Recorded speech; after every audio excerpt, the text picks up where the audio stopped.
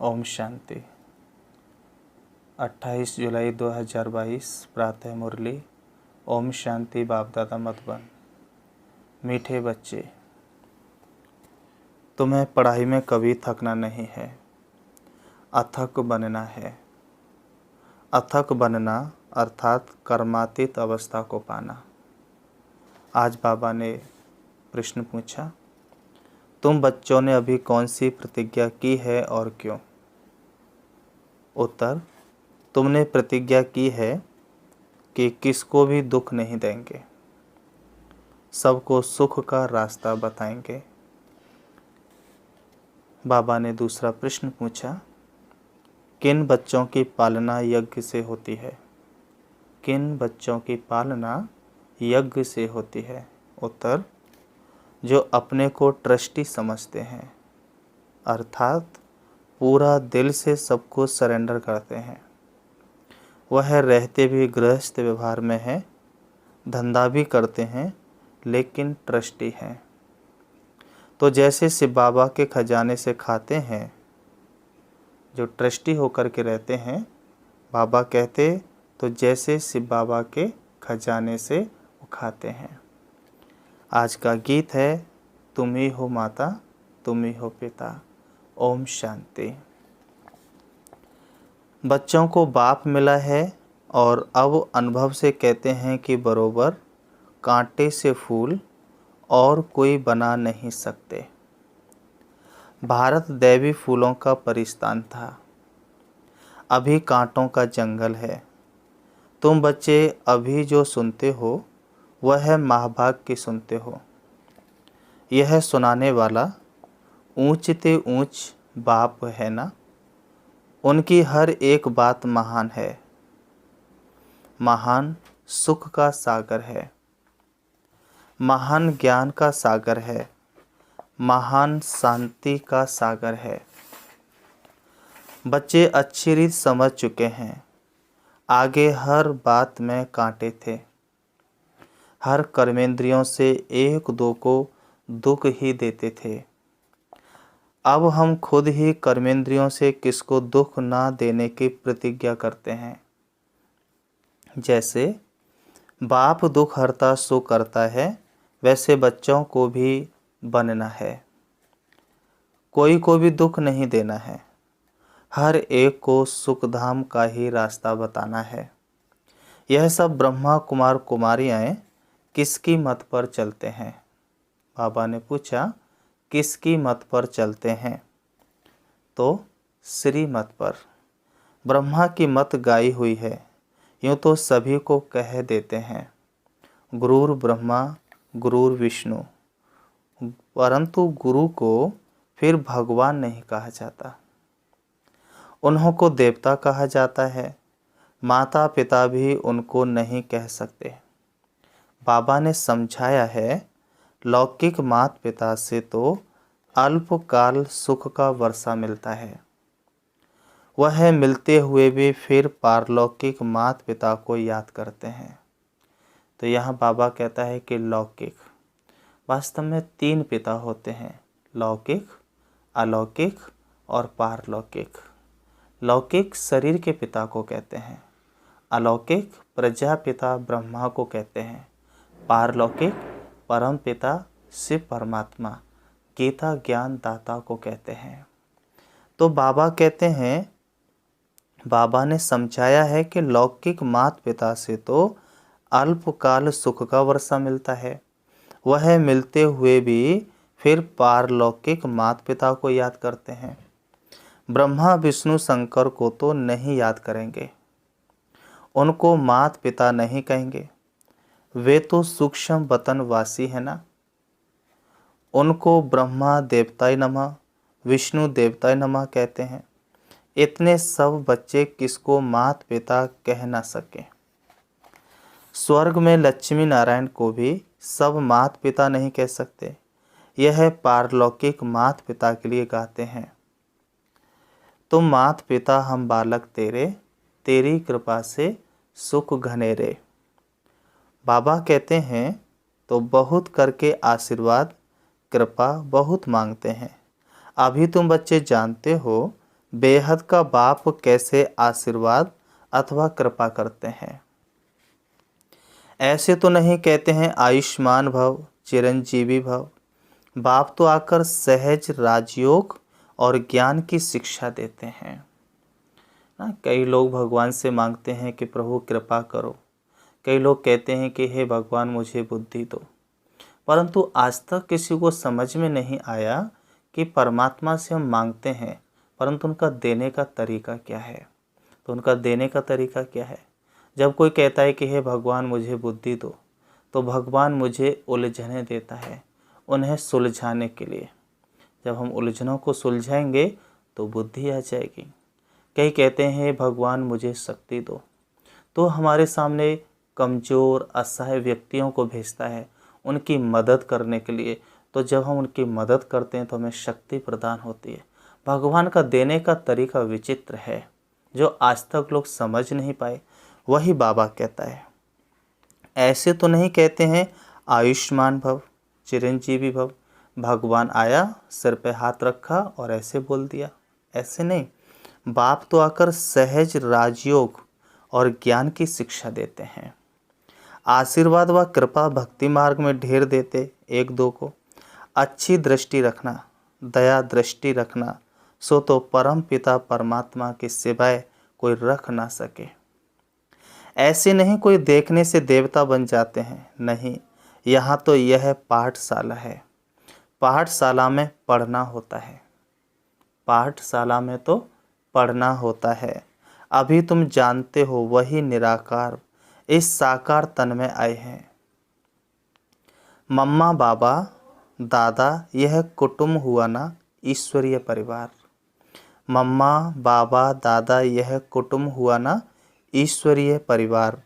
इतनी बड़ी पाठशाला थोड़ा शहर से दूर होनी चाहिए। यहाँ भी देखो शहर से कितना दूर है, कितना सन्नाटा लगा हुआ है, क्योंकि हमें चाहिए ही शांति। हमको जाना है शांति धाम। शांति धाम किसको कहा जाता है, यह सब तुम समझते हो। आत्मा तो है ही शांत स्वरूप। मन को शांति चाहिए। ऐसे नहीं कह सकते आत्मा में ही मन बुद्धि है ना। आत्मा शरीर अलग अलग है। आत्मा और शरीर अलग अलग है। नाक कान आदि को शांति नहीं चाहिए, शांति चाहिए आत्मा को। आत्मा में ही सारा पार्ट भरा हुआ है। वह इमर्ज तब होता है जब शरीर मिले। तो बाबा कहता है आत्मा और शरीर अलग अलग है। वैसे भी लोग कहते हैं हम सभी मनुष्य आत्मा है। अब मनुष्य आत्मा दो चीज़ों से बना है। मनुष्य माना शरीर 5 तत्व से बना है। आत्मा माना चैतन्य शक्ति 7 गुणों से है, इसलिए उसको सतोगुणी कहते हैं। अब शरीर को जीवित रखने के लिए वो 5 चीज़ों की ही मांग करता है। ऐसे ही आत्मा को क्या चाहिए, सुख शांति आनंद प्रेम ज्ञान शक्ति। तो आत्मा इन्हीं की मांग करती है। इसलिए बाबा कहता है कि शांति नाक को या कान को नहीं चाहिए, आत्मा को चाहिए। बाबा कहते हैं वह इमर्ज तब होता है जब शरीर मिले। आत्मा में ही सारा खेल भरा हुआ है। इतनी छोटी सी आत्मा में कितना पार्ट है। शरीर मिलने से ही वह पार्ट बजाएगी। यह भी अभी तुम जानते हो, बरोबर देवी देवता धर्म वाली आत्मा में ही 84 जन्मों का पार्ट है। यह अभी तुम जानते हो, सतयुग में नहीं जानेंगे। इस समय ही गाया जाता है हीरे जैसा जन्म अमोलक, क्योंकि तुम अभी ईश्वरीय औलाद बने हो। यह हमारा कैसा जन्म है, हीरे जैसा अनमोल जन्म है। बाबा कहते हैं मम्मा बाबा कहते हो ना, अज्ञान काल में जो गाते थे तुम ही हो माता पिता तुम ही हो। यह किसकी महिमा है, यह भी नहीं जानते थे। तुम प्रैक्टिकल में अभी सुख घनेरे का वर्षा ले रहे हो। अभी समझते हो कि जन्म जन्मांतर शास्त्र पढ़ते भी नीचे ही उतरते आए। यह भी ड्रामा में नूंद है। भक्ति करनी ही है, ना भक्ति बदलनी है और ना ज्ञान बदलना है। भक्ति की बड़ी सामग्री है, वेद शास्त्र अथाह है। लिस्ट निकालो तो बड़ी लिस्ट हो जाएगी। बाबा कहते हैं अगर लिस्ट निकालो तो बहुत बड़ी लिस्ट हो जाएगी। बाबा ने कहा सारी दुनिया में क्या क्या कर रहे हैं लोग, क्या क्या करते रहते हैं, कितने मेले मलाखड़े आदि होते हैं। अब बाप कहते हैं बच्चे आधा कल्प भक्ति करते करते थक गए हो। इस पढ़ाई में तो थकने की बात ही नहीं, इसमें तो और ही खुशी होती है, क्योंकि यहाँ है कमाई। कमाई में कभी उबासी व झुटके नहीं आने चाहिए। धारणा कच्ची है, नॉलेज की वैल्यू का पता नहीं है तो क्या आएगी? बाबा कहता है तो सुस्ती आती है। बाप की याद में बैठने से भी बहुत कमाई होती है। दो प्रकार की कमाई होती है, एक विनाशी और एक अविनाशी। विनाशी कमाई सारा जिंदगी कमाते हैं, बह बह के कमाते हैं, यहीं छूट जाती है। अविनाशी कमाई सेकंड में कमाते 21 जन्मों तक साथ रहती है। सिर्फ संकल्प किया कमाई जमा, दृष्टि को बदला कमाई जमा, मन मना भव बाबा को याद किया तो कमाई जमा, तो बहुत सेकंड में। और अविनाशी कमाई जमा बाबा ने करना सिखाया। बाबा कहते हैं कि बाप की याद में बैठने से भी बहुत कमाई होती है, इसमें थकना नहीं है। विवेक कहता है तुमको अथक जरूर बनना है। पुरुषार्थ करते अथक अर्थात कर्मातीत अवस्था को पाना है। अब जो पुरुषार्थ करेंगे, माला कितनी छोटी है, प्रजा तो बहुत बनती है। बाप तो पुरुषार्थ कराते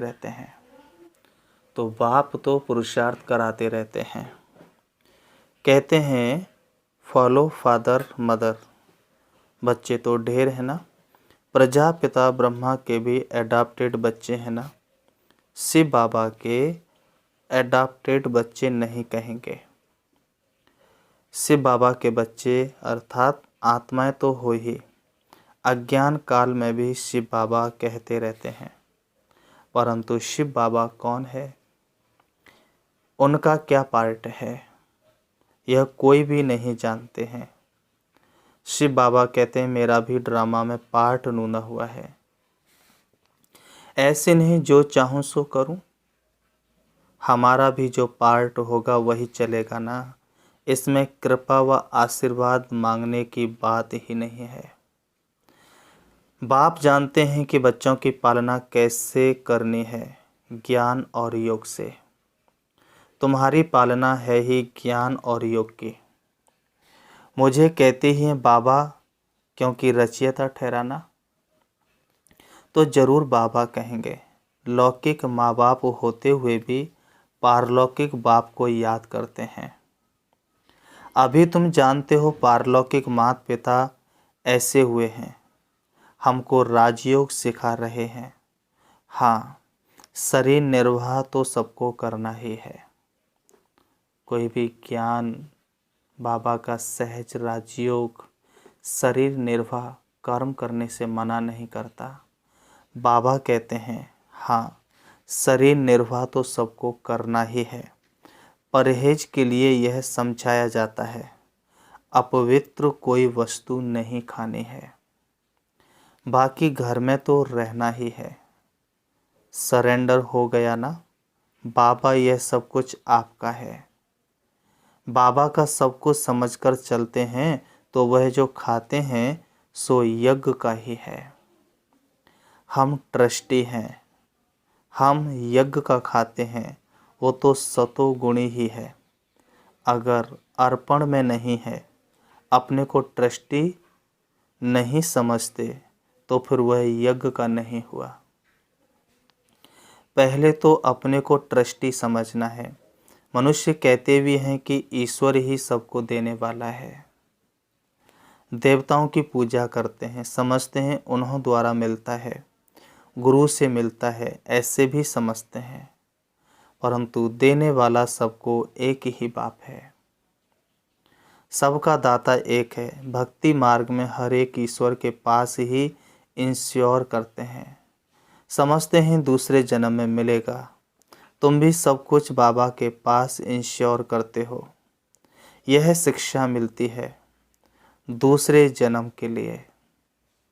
अच्छे कर्मों का फल मिलता है। ईश्वर अर्पण करते हैं। ईश्वर को अर्पण अर्थात इंश्योर करते हैं। वह है इनडायरेक्ट और यह है डायरेक्ट। वह परम पिता परमात्मा को जानते नहीं तो सब कुछ अर्पण नहीं कर सकते। यहाँ तो सब कुछ अर्पण करते हैं। बाप कहते हैं अपने को ट्रस्टी समझो। तुम जो खाते हो वह समझो हमसे बाबा के यज्ञ से खाते हैं। संभाल भी करनी होती है, कोई तमोगुणी भोग लगा ना सके।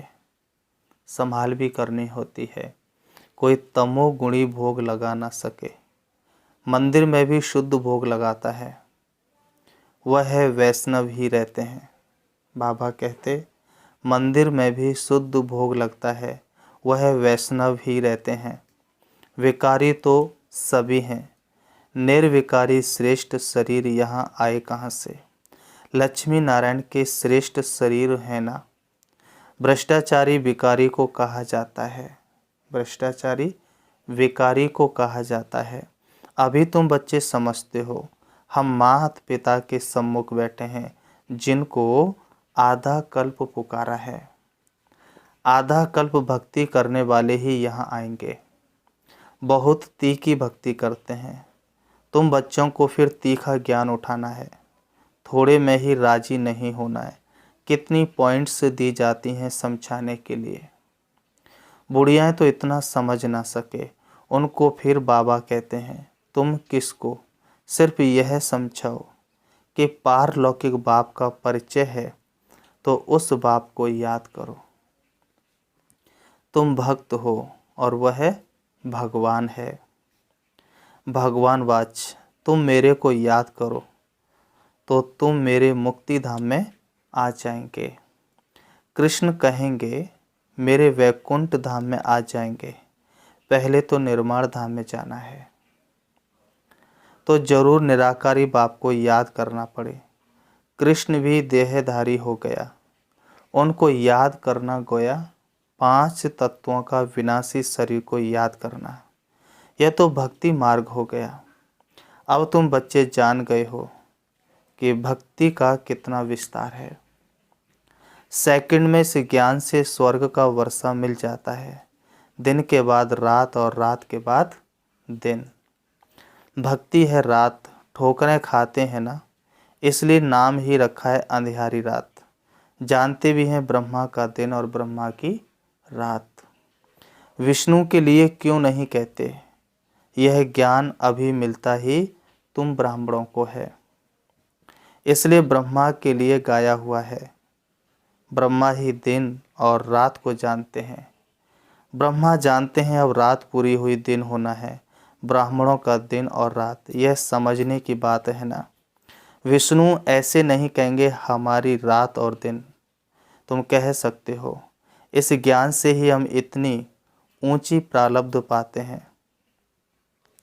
फिर ज्ञान गुम हो जाता है। ड्रामा में यह शास्त्रार्थ भी नूंद हुए हैं। बाबा कहते हैं ड्रामा में यह शास्त्र आदि भी नूंदे हुए हैं।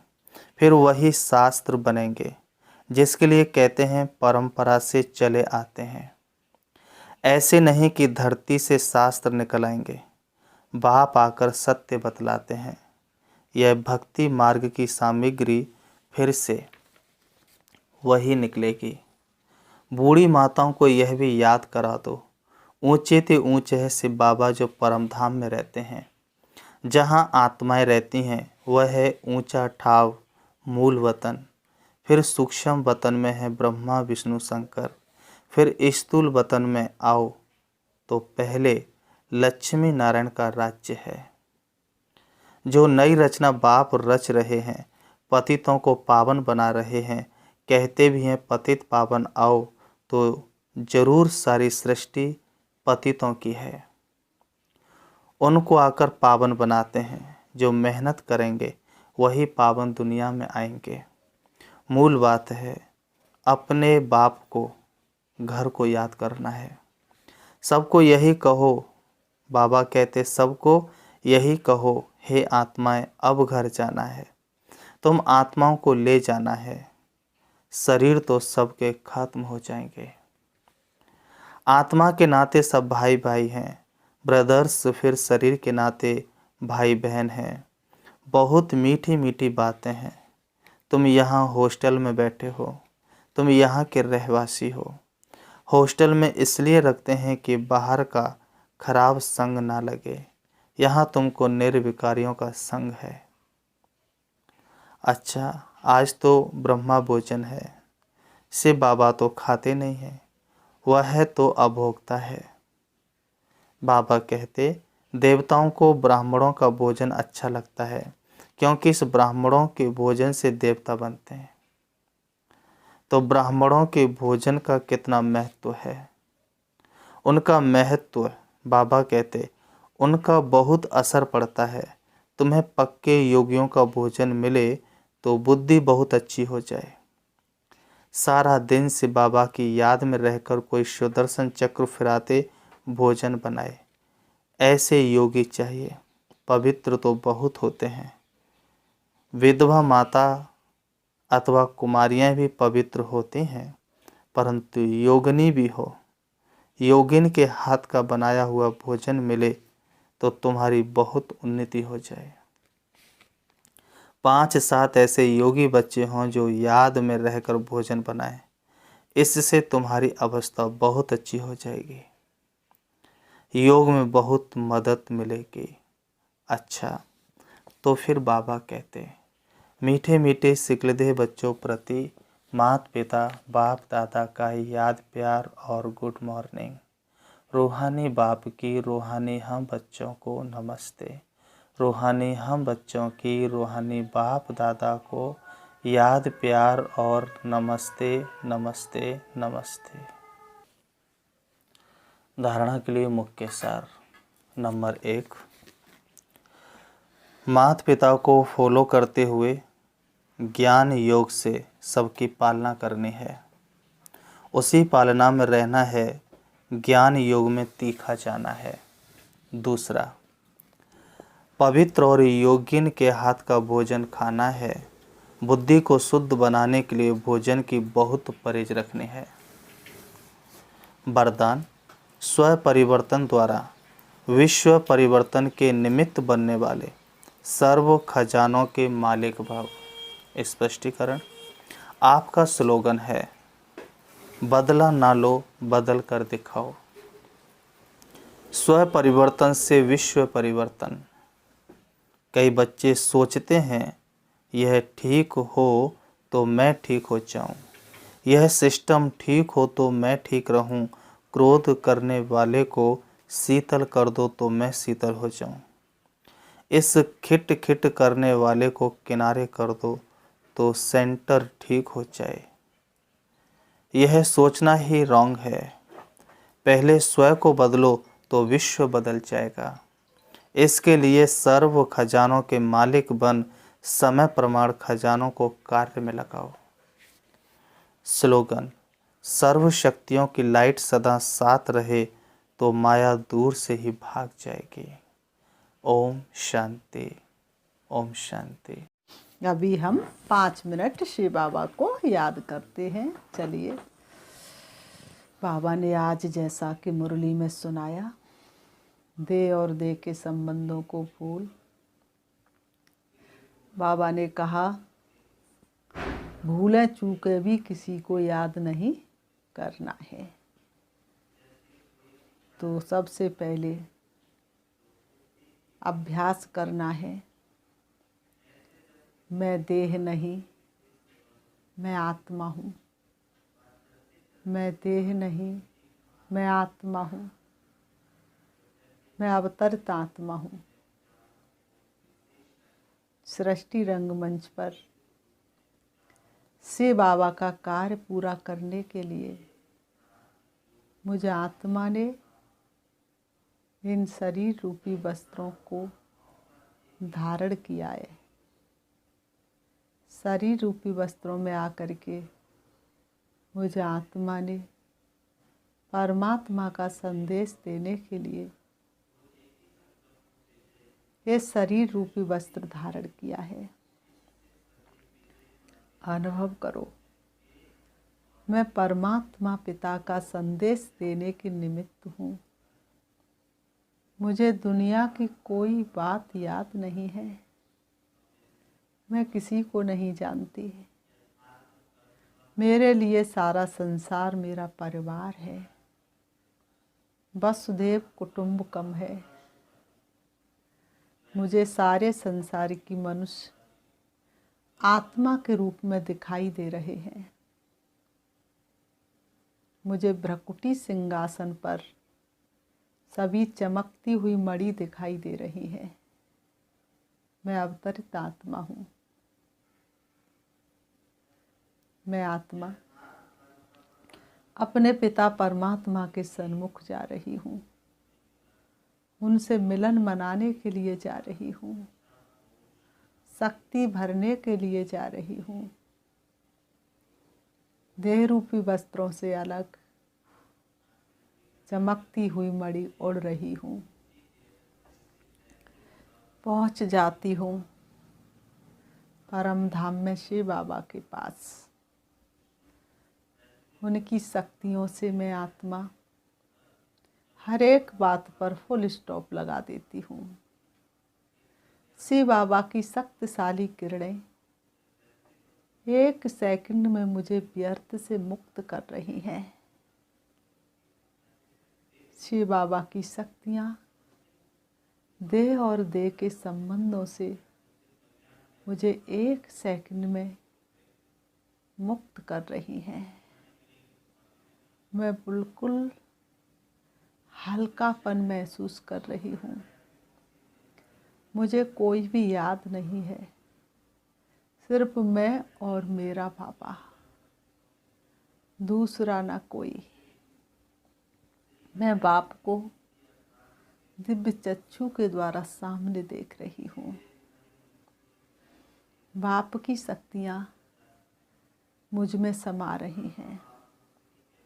उनकी किरणों रूपी बाहों में मैं आत्मा समाती जा रही हूँ। सर्व संबंधों से मुझे बाप के साथ सुख का अनुभव हो रहा है।